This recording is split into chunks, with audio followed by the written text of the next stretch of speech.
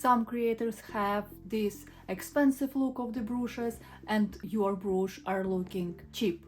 In this episode, I will share with you some small tips that will help you to level up your skills in brooch creation. Watch this episode till the end because last tip will be a game changer for you to understand how to add extra volume and how to hide the fabric which is visible in between our crystals and pearls. First and most important part is the outline. Outline can be different. It is not limited to just a seed bead outline or metal wire outline. It can be on the velvet. It can be our crystal chain. It can be outlined with crystals or seed beads and sequins, some pearls. Just the outline with the threads, but it should be very neat. My suggestion is, if you need geometrical line on your brooches, use metal wire. If you want a bit more abstract, like you want to create some bug or butterfly, I would suggest to add more volume to our outline and make it out of crystals, out of sequins with crystals. Like that we have extra space to cut out our brooch, knit and finish our embroidery and our backside perfectly. Because second, what gives luxury look to your brooches is perfect backside. For the backside, I would suggest to use leather or eco leather and avoid felt, because with the felt your brooches will still look a bit cheap and a bit in beginner level. For the professional look, leather or eco leather. Another option for backside finishing is velvet, and with velvet it looks nice as well, but this is a bit different technique. What I would suggest to try when you will be able to create perfect backside with the leather and eco leather. If your backside looks messy, the brooch feels cheap, even if in the front it's beautiful. If it's neat, that this is professional level. If it's messy, then this is beginner. Third tip is mix different materials in one brooch, but not just the different materials, but the same color materials, but in different sizes. Like that, your brooch will have this volume and it will look more interesting, and our eyes really likes when you can catch here a crystal, here is a feathers, here is a freshwater pearls, here is the seed beads and outline, and there are so many details that our eye and eye of our client will look at. More these tiny details you will have in your brooch, more luxurious result you will have.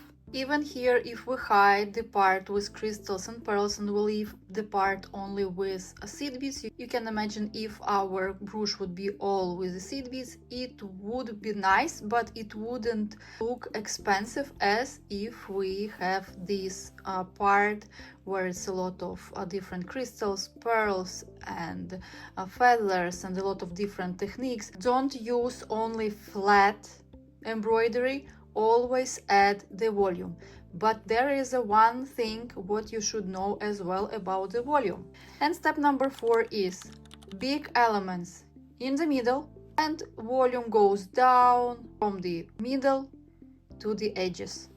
As you can see, my main volume is inside, and then I go down.